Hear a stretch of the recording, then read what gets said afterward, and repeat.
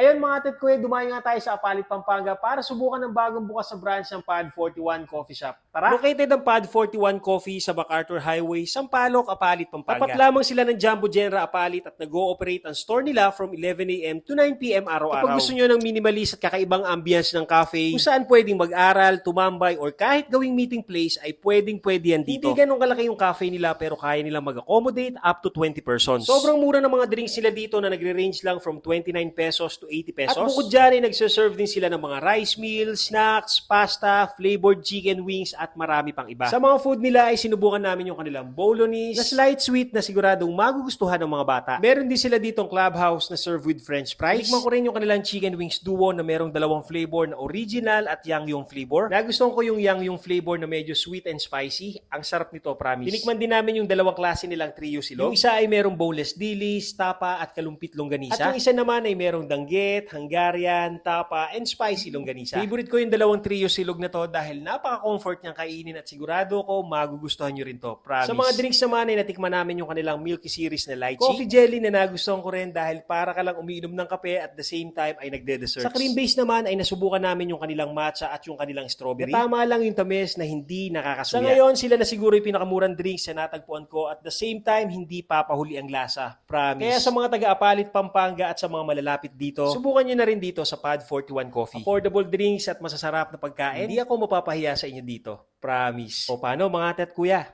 Kain tayo.